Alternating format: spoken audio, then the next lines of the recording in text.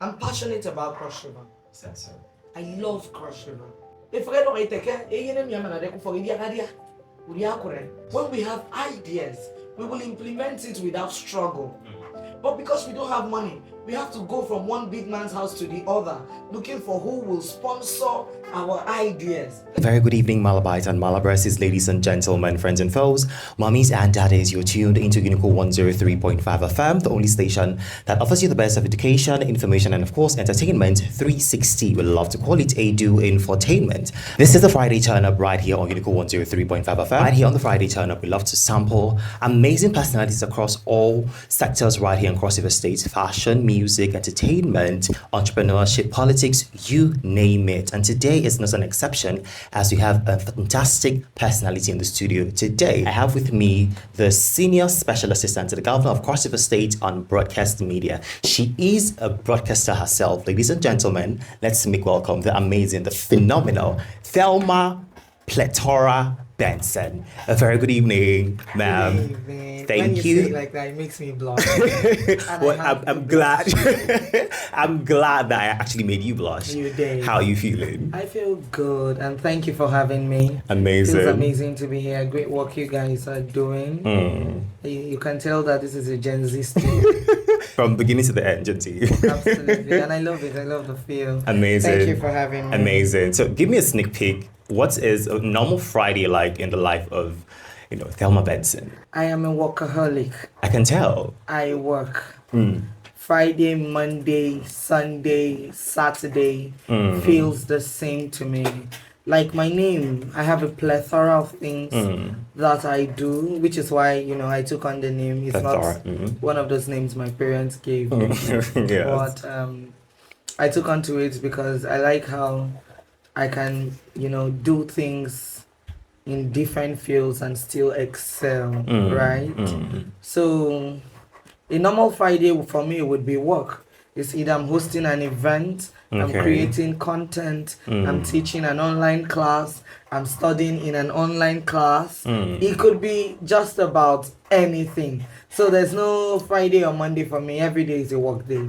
Well, looking at you, I was thinking maybe there was a party somewhere in the evening, but...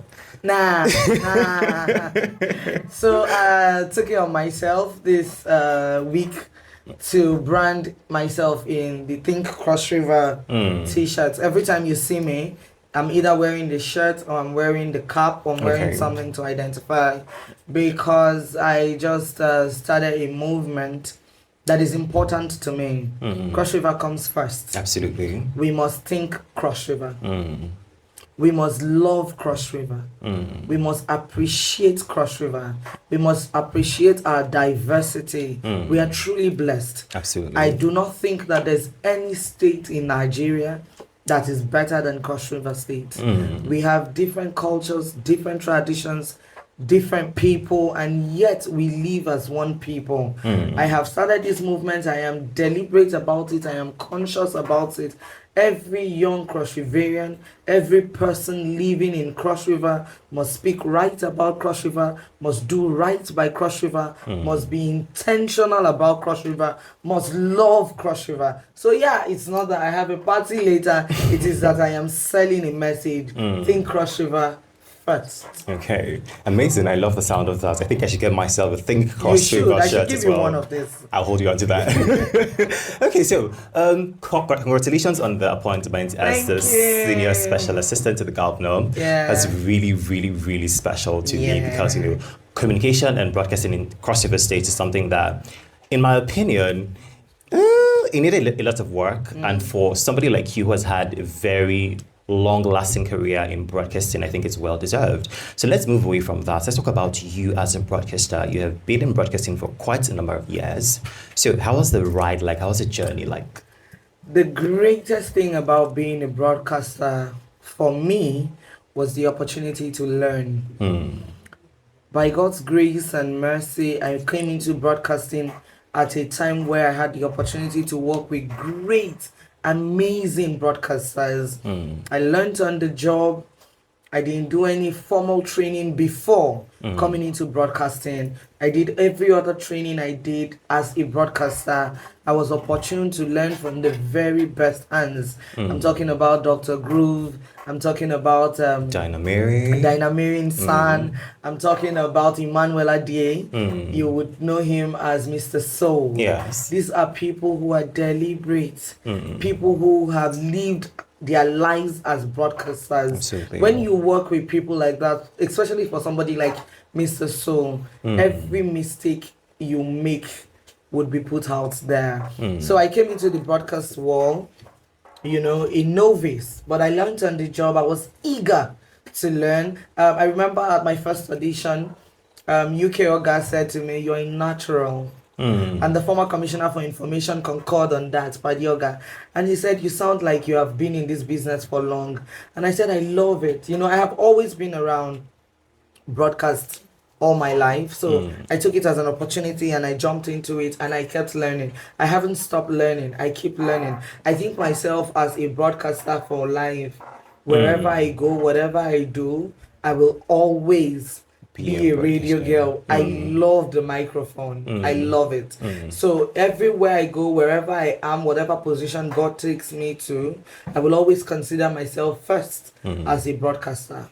Okay, good that you said that. So how do you manage being a broadcaster and still being the senior special advisor, assistant rather, to the governor of broadcast media?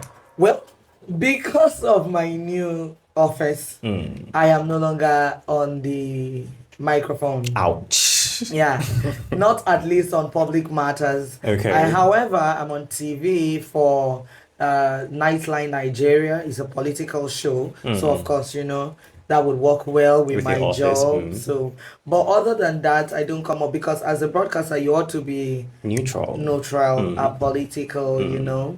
So, although I am always a broadcaster first, I will say it as it is. Okay. I also do know that my job has requirements. Therefore, I will try not to go to the microphone, right? I hope you can fight the urge not to go close to the microphone. I can, because every time I come in a studio like now, you would leave me with the urge of, oh my God. I used to do a 5-day-a-week show. So you can imagine what that was. Absolutely. And then after my 5 days, Monday to Friday, I'd go back for a weekend show on Saturday. So 6 days out of 7, I'm behind the microphone. Not having to do that right now. It must be hard. It is. It's really hard. But hey, the idea is that we grow, right? Absolutely. Yes. And when you move out of a position, you allow other people to step into that position and also do their bid. So yeah, we pray for growth. We have to be willing to grow. Amazing. So walk me through your new office as the senior. I can't stop saying that. Senior special assistant to the governor. How is the responsibility like? Well, it is clear. It is cut out. You can tell. Broadcast media. The governor of Cross River State, Senator Prince Bassey Ederutu, his administration is doing so much in every aspect. Talk about health, talk about road maintenance, talk about salaries, pensions, think about it, primary health care, talk about education. Every sector that you want to talk about, the governor is on top of activities. There is work being done. Community engagement, so much is being done at that level. Empowerment, opportunities. You go to media. I do not believe that there has ever been a time where the media office has been more active. Okay. There's so much that is being done. However, there's a bridge between the common man and the government. A lot of people, because of the hassle of life, you know, some people don't listen to radio again, some people don't read newspapers, especially in these days of the distraction of social media. If you don't put things on social media, people don't know about them. And then there's a lot of misconception, misinformation that people have put out there. My job and that of my colleagues is to make sure that the governor's works, the administrative work is being carried, and cross-riverians can actually see it. When there is an opportunity, how do you know there is an opportunity? When there's something that is being done, there was a time, I think sometime some months ago, when the First Lady's office did some eye care for, people, especially the aged, and it was free, 7 days. She brought in experts from outside the country, and they were doing a lot of, treatments and eye care checkups and all that. A lot of people didn't have access to that information. Was the information put out there? Yes. On radio, on TV, on social media, people posted, but there were people who still didn't get this information, especially in the rural communities. Our job is to make sure that we bridge that gap, to make sure that people have the right information. Not because, if you're not talking loud enough, the person who talks loud enough, whether their information is correct or not, that is what people will listen to. Our job is to amplify the governor's works and also to listen to what the people are saying. Communication works both ways. Yes. It is in giving and in receiving. Taking, yes. So that is what we're doing. We're just the channel for where this information goes through and comes back through. And I believe that so much is being done. As we speak, the deputy governor is touring the Northern Senatorial District, and there's some of our colleagues who are with him and who are putting out all the things that he's doing. And you go on Facebook, you go on TikTok, you see that they are posting, while the traditional media houses are carrying this information. It is quicker, it's at our tip of our fingers. You have the information on your phone. So you come online, you say, oh, really? The governor is doing this. Oh, wow, the deputy governor just did this. It's easy for us, you understand, to carry the information and make sure that the right people have the right information. Okay, amazing. Speaking of information, putting out information out there, recently you made a post on social media about the government of Cross River State prioritizing cross-riverians. I see that you've been doing your work. Well, I've done a little stalking. Okay. So it sparked a lot of reaction from people on social media. Tell me about that. Wow. I didn't expect it. Well, okay. So here's the thing. I'm passionate about Cross River. You said so. I love Cross River. I have lived in the Southern Senatorial District for most of my life. I'm originally from the Northern Senatorial District. I'm from Obudu. But because I have lived here most of my life, and I didn't have a lot of interaction in Obudu growing up, I do not know the culture, the tradition, the people. I know this at the peripheral level, the information that is available online to go out and search for. However, I would have loved to be deeply rooted in my culture. But I have lived in Calabar, and I know the culture of Calabar. I know the people, I know the tradition, I know what is expected. And like I earlier mentioned, we have diversity that is beautiful. We must put ourselves first and prioritize ourselves.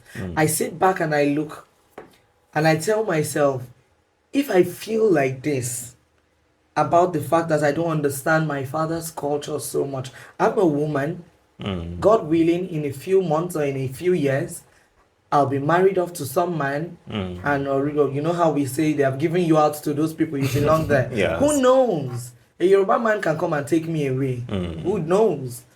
So, but I want us to be cross-riverians first. The idea is that when there is an opportunity on the table, because of how diverse we are, we don't have one language. Let us take opportunity to make sure that we are empowering our own. We're a cosmopolitan city. Absolutely. People are from all manner of places dwell among us. Let us not do... Charity begins at home. I agree. Let us not love our neighbors more than we love ourselves. If we're doing empowerment, make sure that the man from Obudu has been empowered before you empower somebody from another state. If we're doing job opportunities and we're doing contracts and contractors drop their, let us look at, okay, this contractor is a cross-riverian. Let us favor the cross-riverian. It is the children's bread. If I don't eat, Eyenu for eyene miamana deku for idiagadia. Uriakure. That is the son of the house has not eaten, the food has finished. Do you understand what I'm saying? Absolutely. So we who are Cross Riverians, who live in Cross River or who live outside Cross River, should not be begging for crumbs in our state. And this is not a strange, it's not anything strange. You go other places, it is how it is. I agree. You don't go to the Hausa man's village and they prioritize you over him. Impossible. You don't go to Igbo land and they prioritize you over the Igbo man. In fact, it's so bad that when you go to the market and you are trying to buy this headset, the man who is selling tells you this headset is 10,000. And you switch into Igbo and you say, my brother, and you begin to speak Kekwanu. He says, because you are my brother, bring 8,000. Yes. So why can't we do the same thing for our own? Why can't we love ourselves like that? You cannot say because I'm a Fokio Budu, I will not give you. Instead, you now give to the man who crossed the river and came into our state. And we're not saying that non-indigenous should go away. No. We're saying that we are hospitable people. We love to have people amongst us. We appreciate that people live amongst us. We appreciate that they contribute their quota to our economic growth. However, in the face of opportunity, we will choose the Cross Riverian first. And if any Cross River son or daughter is not doing what I'm saying now, they are wrong. Because when you empower the person from outside, they will take that money back to their state. Yes. If they are going to do any development, it will be in their state. When you have money, the first place you want to build a house is it home. So don't carry our money and give to strangers to take it to their home. Give it to us who are from here so that we can build our home and make Cross River the Cross River that we all want. If young people have money, if young people are empowered, if young people are given opportunities, we don't think the same as the previous generations. Yes. When we have ideas, we will implement it without struggle. But because we don't have money, we have to go from one big man's house to the other, looking for who will sponsor our ideas. But imagine if young people had money. 5 to 10 young people can come together and say, you know what, let us do this thing. It will bring the rest of the world to Cross River. And they go about it, do private sector, and before you know it, we're getting a lot of investors and investments coming in. So this is the narrative I'm driving. Okay. And people will be uncomfortable with it. If you go to that post, you will see that the people who are talking down on that post the most are not Cross Riverians. They are outsiders living amongst us, benefiting from us, doing business with us, some even marrying us, and yet they see us as strangers. I take offense greatly to anybody who says anything insulting. Cross Riverians are not lazy. I agree. Cross Riverians are not lazy. Cross Riverians are not lukewarm. We're not tired. We're not backwards. We have thousands of young Cross Riverians. In fact, recently at the last National Youth Day, Cross Riverians pitched business ideas. I was in that. I hosted that event with my brother, MC Ted. Amazing ideas. And I think the young man who does Inwang Foods was the one who emerged winner. You can't say that those people are lazy. Yeah. I saw a young woman who made handbags from, I think, twine, the regular twine in the market. Yes. Beautiful handbags. And you have the effrontery, the audacity to call her lazy, to generalize. There are lazy people everywhere. Absolutely. Just because you had an interaction with one person that didn't go right does not mean you can come outside and for other Cross Riverians who listen, if you sit down where people say things like that, be quick to shush them. Let them know that it is an insult and you will not stand for it. It's not that when they say things like that you begin to smile, you begin to laugh. What's funny about being insulted? This is a narrative that we're driving. We will not be insulted. We will not be looked down upon. We will not be talked down on. We will think Cross Riverians will come first. Whoever is not comfortable with that idea, show me in your own state where non-indigenous are prioritized above sons and daughters of the soil. And you can call it tribalistic if you want. I choose to call it being patriotic. I choose to call it being loving of my state. I choose to see the positivity in it. If you think that it is negative because I am saying we should, it's almost like telling a mother, don't feed your children, feed your neighbor's children. What mother would do that? You will feed your children first. And when you have leftover, you can now say, or at best, you will say, oh, since my neighbor's children have not eaten, let me share out of my children's portion and give them. But your priority are your children. And this is what we're saying. And we're calling on our leaders and we're saying, every leader of Cross River State, this is where we stand. This is the expectations that we have of you. In a nutshell, that's basically thinking Cross River. Basically. I like that you dropped a few pointers there. A few months and Yoruba man. We'll talk about that later. But anyway, thank you so much, Thelma Benson, for coming to the studio and talking to us, about the amazing. whole Cross River State initiative. But before we go, what words of encouragement would you give to young people, especially women, because you are a woman holding so much power? I mean, that position is one that carries a lot of power. So how would you inspire them and motivate them to become leaders tomorrow? If you're a young woman and you're listening to me, a woman has to do more. A woman has to be extra. Nobody will give you space. You have to take it. People will talk down on you. People will look down on you, especially if you're vocal about issues that you stand for, just like I am. People will call you all sorts of things, but it doesn't make sense. Doesn't add anything to you. Doesn't take anything from you. If you believe in a cause, stay by it. Be consistent. Be hardworking. You don't think that anybody's seeing what you're doing. People are seeing. People are watching. It will eventually pay off. Not just to women, every young person. No matter how little what you are is, what you're doing is, take it serious. Be consistent at it. Be consistent at it. Over time, you will become an expert in that thing, and people will need you. People cannot need you if you have nothing to offer, no matter how much farms in you do. And for the younger people, there's a trend to want to do negativity so you can get visibility. It doesn't last. Absolutely. It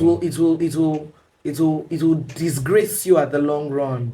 By the time you realize it and try to correct it, it will trash your efforts. Instead of putting that effort into negativity so that you can gain more traction, put it into consistency. Stay on track. And God willing, all things will work together for you. Okay, before we let you go, in the next, call it 20 years, 30 years, 40 years, what would you want Thelma Benson to be known for? What I am known for today, I want to be known for it bigger, better, brighter, global. Okay. Like I said, I have a plethora of things that I do. I teach relationship, Let's not even go there. Let's not go there because I start talking that I can't stop. I want to be known as that person. I have a daily nugget I put out. It's called Thelma Says. I put it out consistently over 4 years now. 5 years. I've been doing that every single day. I write a nugget and I don't write it the day before. I write it when I wake up. So you can imagine the amount of hard work and consistency it takes to do that. I want to be known as that person. I'm building a brand, not just a brand for today, a brand that will carry up on other young women. If I have put in this work and it has brought me to where I am, if I keep putting in the work, it will only take me further. Yes. And so 20 years from now, God willing, Thelma Plethora is a household name. Young women will look at me and say, if she did it, I will do it. And I will give young women the opportunity. Anybody who knows me knows that I am particular about women. The opportunity, if you ever need anything, you ever need somebody to hold your hand through a process, I am the woman who you should come to. I will hold your hand. It doesn't matter how many women I am holding their hands already. I will hold your hand. Because if we give each other opportunity, we will have more of us. More of us to do more. And in Bible says that one will chase 1,000, two will chase 10,000. Imagine what 10 will do. Yeah. So I'm not in a hurry for anything. I know that the process will make it happen. Yeah. Okay, thank you so much, Thelma Benson, for coming to Thank the you. studio. Just like you've heard from her, we should think crossover state, we should prioritize crossover, because at the end of the day, crossover is our home and we need to treat it as such. That's the much you can take on the Friday Turn Up today, right here on Unico 103.5 FM, the only station that offers you the best of education, information, and of course, entertainment 360. We love to call it Edu Infotainment. My name remains Vyne.